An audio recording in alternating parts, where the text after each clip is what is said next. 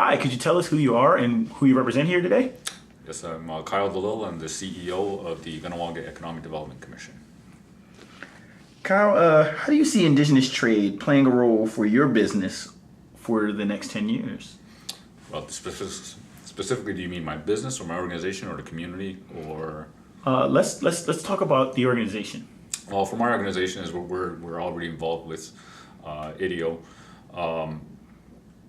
and we're already we have a lot of sister communities around us, and one of the big issues that we have is one of our closest sister communities is Aguazasne, which is half of it's in the United States, half of it's in Canada. And so we've always had a lot of trade, a lot of families going back and forth between them. We still have a lot of lacrosse playing between the two communities. But on the trade side, we can only do trade business deals with the Canadian side. We can't even sell to the American side because then NAFTA kicks in and all the other rules, and it becomes uncompetitive for our own people to trade with each other. So I feel that being part of the IITIO and as our role as an economic development organization to help businesses start and help businesses grow, and the way you grow is through trade. And so that's where I think it's going to be really important because of the mindset of our people, what we've how we've be it colonization or whatever. We feel more comfortable dealing with other natives. So if we're going to reach out and start going and doing trade with anybody, it's going to be other native until we get comfortable with that, and then from there maybe expand outward to other non-native governments, let's say. In relationship to the struggle for economic sovereignty, what does Indigenous trade mean to you? Well, I think it's really about that. Is most First Nations, when you really look on the face of it, they're really developing economies, right? So like in any developing economy, if you're in Nigeria or someplace in Latin America, you really don't have any sovereignty, right? Because to get your funding, you have to go to the IMF or you have to go to the World Bank. And the World Bank is going to tell you, put in this institution, which is very similar to the ones they have in the United States, which work fantastic there, and then you'll get your funding, which is exactly how the First Nations are. We can't necessarily, the economic institutions that we have in place are not, we don't recognize them.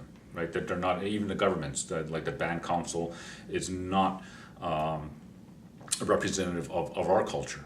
We don't really recognize it, and until you have that, you need to have a legitimate government in place.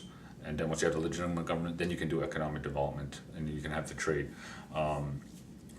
So I think by learning not just trade necessarily on the economic side, but also on the political side, to see how, especially here in Oklahoma, how a lot of these tribes have been very successful in their sovereignty, and then you see the economic development grow from that, of how they managed to get the United States government to recognize that sovereignty and to back it up, and how they're all different forms of government, right? It's not necessarily all the same. It reflects their culture better, and kind of try and use that lesson, bring that back to Canada and say, look, they managed to do this in the States. This is how how they've managed to succeed because of that. So the trade isn't necessarily just economic. It's also a trade of ideas, which is also very important.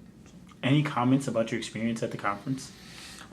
Well, as a member of the executive, of course, this is my second time here to Norman. I've been in Kamloops before, and it's great, once again, just to come to Indian country here in Oklahoma, to see, to get reacquainted face to face. We talk to each other a lot on the phone, but now to see each other, to see some of the new faces, and kind of, get other people excited about what we're doing. So a lot of the people here, they're here for the first time and they want to keep coming back. And we're already, even with some of the new ones, already building connections, already building,